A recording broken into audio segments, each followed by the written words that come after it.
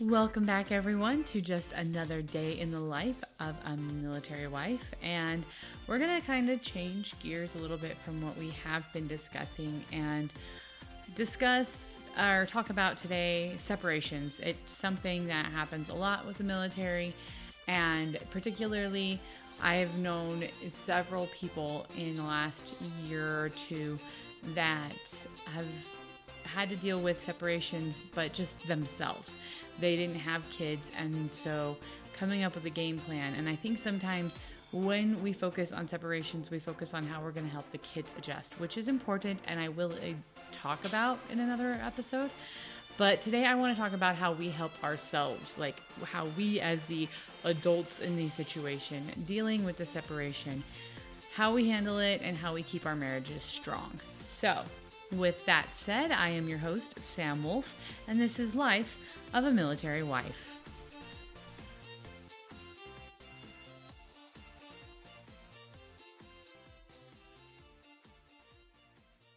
Okay, so let's just jump right in. Some of these things, I'm going to pull in stuff we've talked about from other episodes, and some things we're going to just talk about new. And so, yeah, a little bit refresher, but thought we'd repackage it just in case you missed some of it. Anyway, in the episode in which I talked about the Red Cross, I indicated that they actually have classes for families, specifically families or spouses, couples, about dealing with deployment, pre-deployment and post-deployment and all of that. I've personally not had the chance to take any of those classes, but again, a resource is a resource. Go and check it out.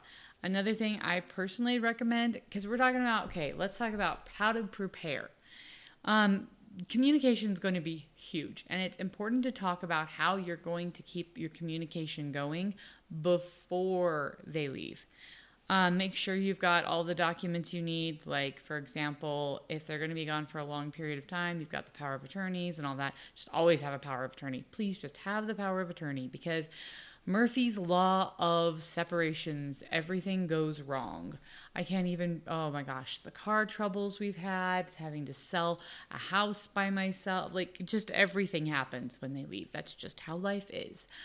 But hey, it makes things interesting, right?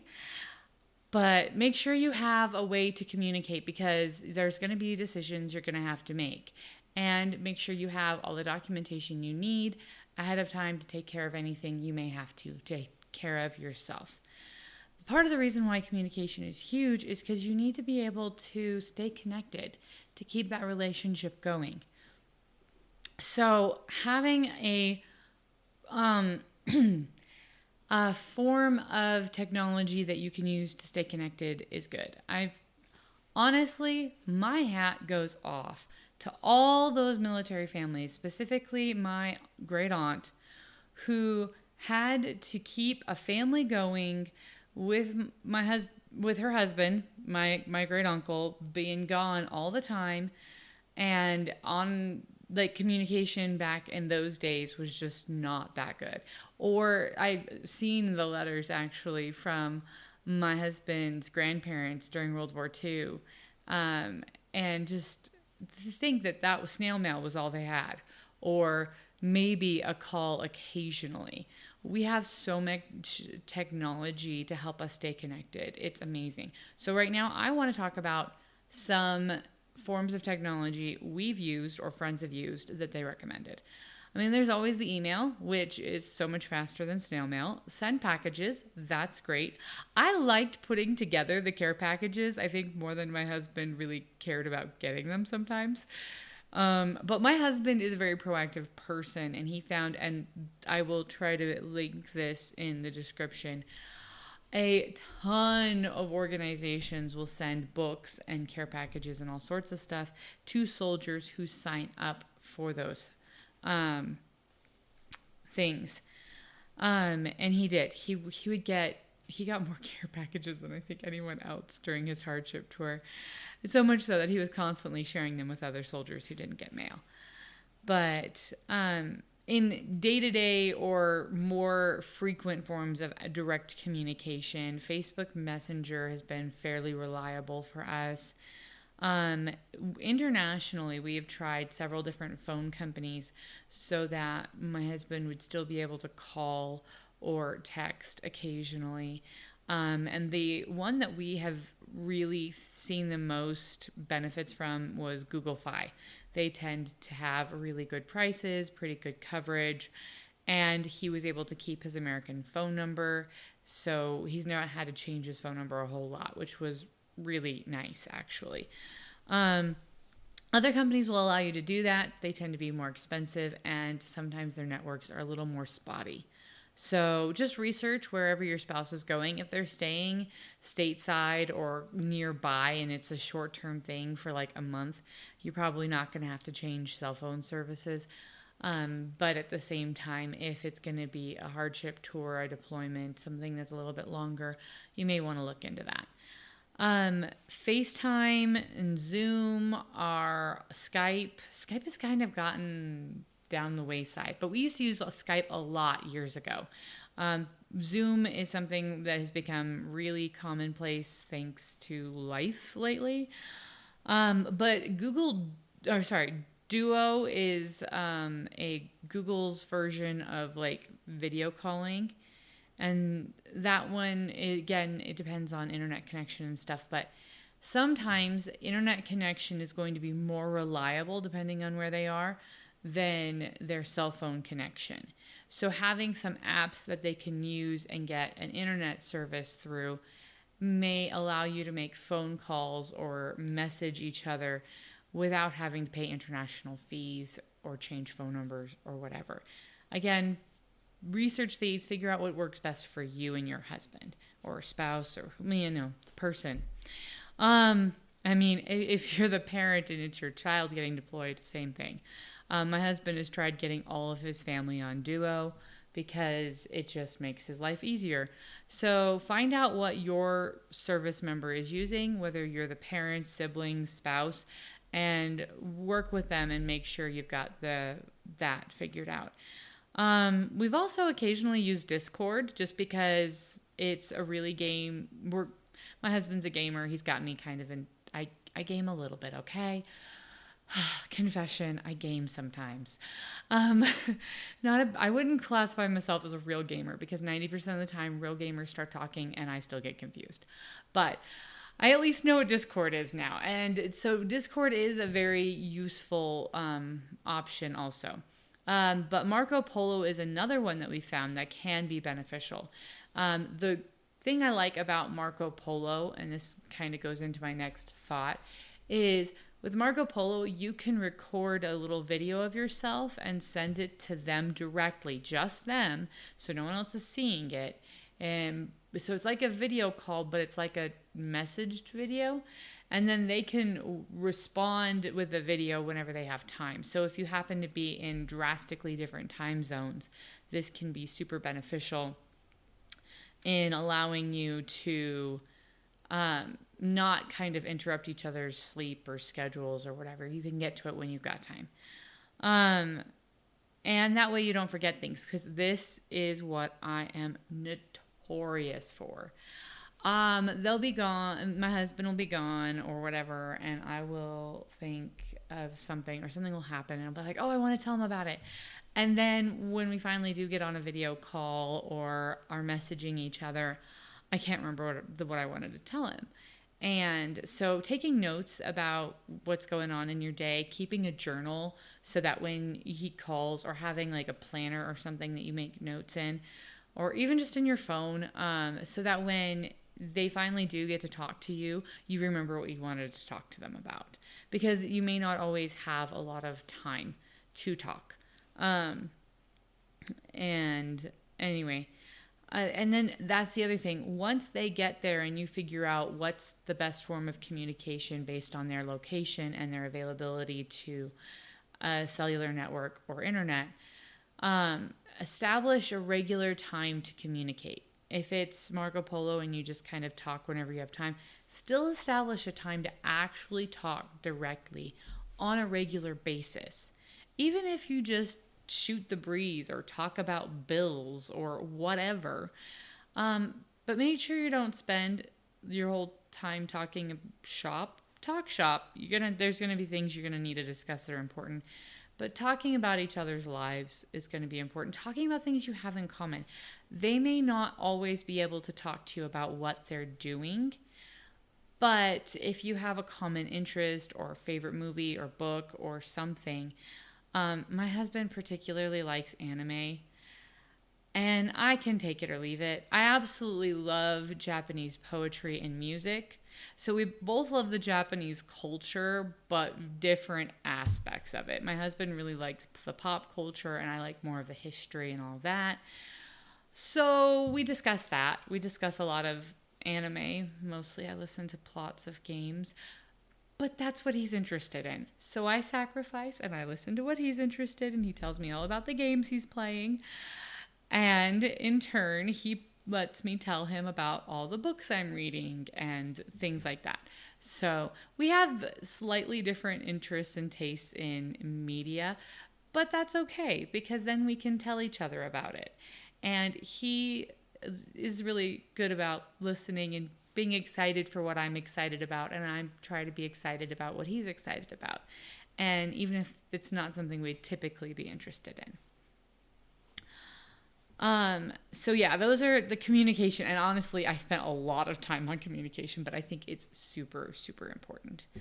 The next one, I actually have a whole episode on, and it's self-care. Self-care is huge always, but self-care is really important in these times because I've seen myself in my own life and with other people, it's really easy to get stuck in a rut and not put yourself first. If you are lucky enough to have a pet that depends on you to keep it alive, or a job, or kids, when your husband is gone, that tends to keep you going because you don't really have a choice. But in the case where you may not have one of those, self-care is going to become really important, but even with those, self-care is important. Journaling, take a long shower, make sure you're showering. Make sure you're eating proper meals, make sure your nutrition is not suffering. Get a reasonable amount of sleep because that is going to help a lot. Finding things you enjoy, setting up stuff with friends. I know that I tend to make a priority of having girls' nights when my husband is gone because sanity, so need it. And I've also planned vacations and trips, things to look forward to. So I have a goal, and I'm going to get back to that in a little bit. Another one that I have touched on before is long distance dating. I, again, will admit I was not a gamer before I married my husband. He is a gamer. There are one or two games I'm fine with. Let's just say I don't play by myself ever. I only play games as a social thing. I'm a social butterfly. I just love people. I really do love being around people. And so I like playing games over Discord because I can still talk to people in real time. I like playing games with people in the same house, which might sound weird, but I like talking to people as I play. I'm not a real gamer. I know that. So what my husband and I have done occasionally when he has been long distance, like during a hardship tour, there are some games that we'll play online together and be talking over Discord or some other app. And so we can talk while we play a game together. And that's one of our long distance dates. Another one that one of my friends suggested was sending a care package with a picnic and then having the same stuff you too, and then like getting on a video call and having a picnic together over the video call. Another one we tried and it was not very successful. We tried writing a silly story together, And basically we would write and write and write, and then we'd stop like in the middle of a paragraph and then send our portion, and then the other person would add on. And we just kept going back and forth, and it was ridiculous. It was really entertaining. It only lasted about a couple of weeks, but just find some things to do. And again, I have that whole other conversation. You can Google it. There's lots of ideas for long distance dating. But yeah, so that's my little plug for long distance dates. You can still date your spouse even if they're on the other side of the planet because of the Army. Now, there are some instances, for example, if they're sent away to schools where they're having to study a lot, you may not be able to plan as much recreational hangout long distance date time together. Or there are types of training where they don't have technology with them, like at all. And in those cases, yes, communication is going to be a little harder and long distance dates may not be an option. But again, those tend to be shorter. Set goals for yourself. Plan on achieving things. A few people I talked to recently about that were in this situation, I asked them, like, well, have you finished your degree? Are you interested in education or any type of tech schools or things like that? And two of them ended up going and doing a semester while their husbands were deployed because going back to college, just doing a semester, because that way they had something to keep them busy and to focus on. That was for them. That was going to help and benefit them and, maybe their family down the road. Take a class at a community college. Get a hobby. Like, find a new hobby. Start hiking, walking, painting. Like, pick up a new hobby or an interest. Set a goal. You want to accomplish X, Y, or Z. When my husband was gone for a hardship tour, I set myself the goal to do teach a dance class. And I can teach ballroom dance. I just haven't done it a whole lot. And I wanted to achieve that. I also set a goal to go to the gym a certain amount of the time. So I was writing in my journal. I was going to the gym, just all those sorts of things. And I really feel like the time went a lot faster than it did when he was in basic and AIT. When he was in basic and AIT, I didn't get out and do much. I didn't set myself goals as much. I had a little bit of a routine eventually that I established. Like, I would go to the library with his sister's family on the weekends. I had a plan for the weekends, but the weekdays just really, they drug on a lot. And I did end up starting doing dinners with family members and stuff like that.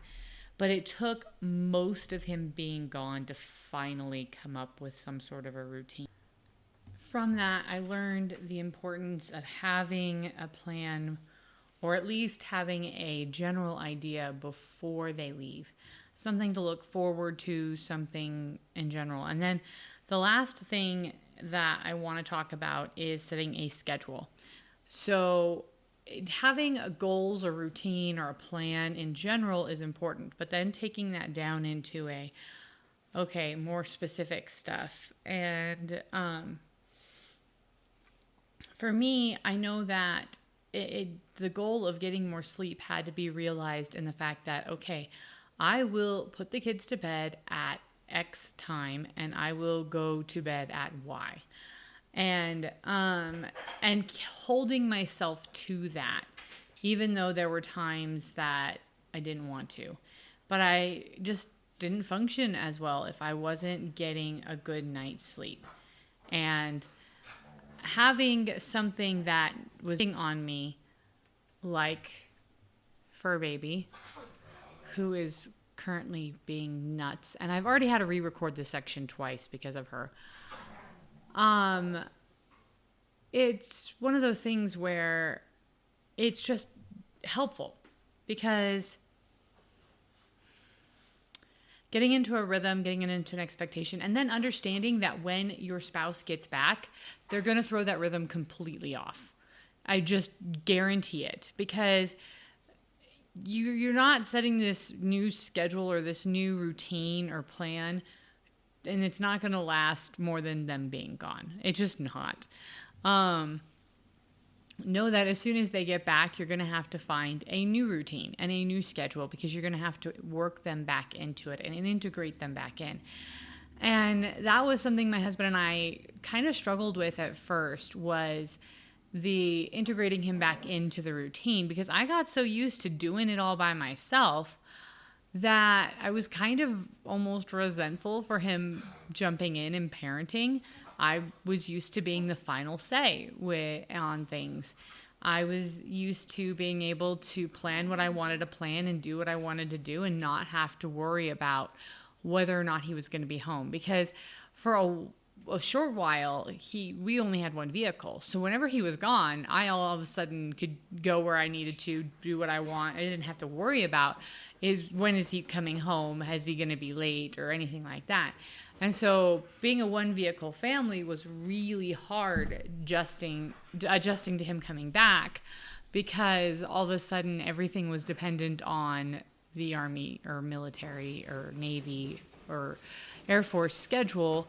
If I don't know it depends on what branch you're in, but anyway, they're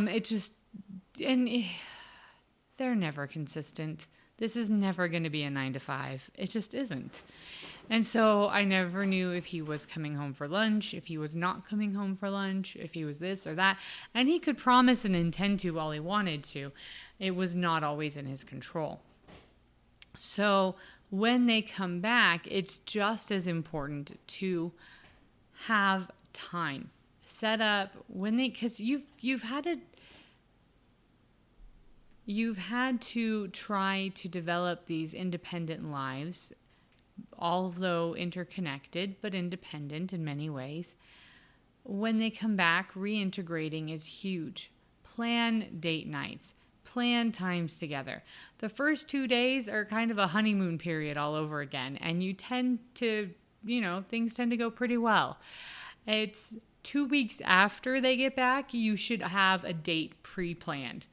No excuses. We will go on this date, because you're going to need it.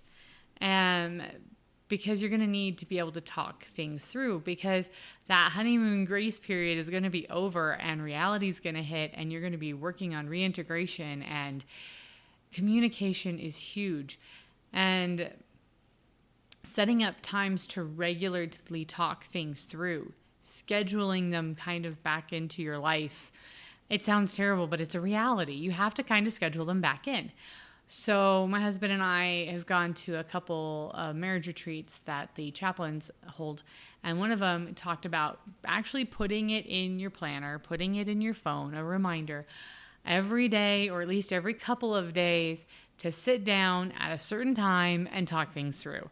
And literally the only time that we can pretty much guarantee that my husband will be home and we can actually talk without being interrupted, it's usually 9 o'clock at night, sometimes 10 o'clock at night, just because that's the way the universe works for us. But anyway, that is generally the breakdown for what I wanted to talk about, because these separations are really difficult. And it's, even if you have kids, even if you have a dog, even if you have other factors in your life, so often the spouse, we forget ourselves. We forget, and our relationship directly with our husbands. So again, I'm going to talk more about helping kids with deployments later in another episode, but I hope that this helps.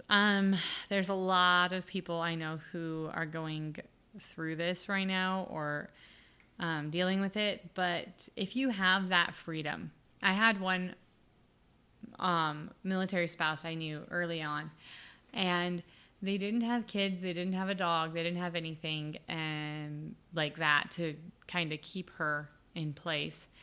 And so what she did was, when her husband deployed, she decided she was going to have some fun.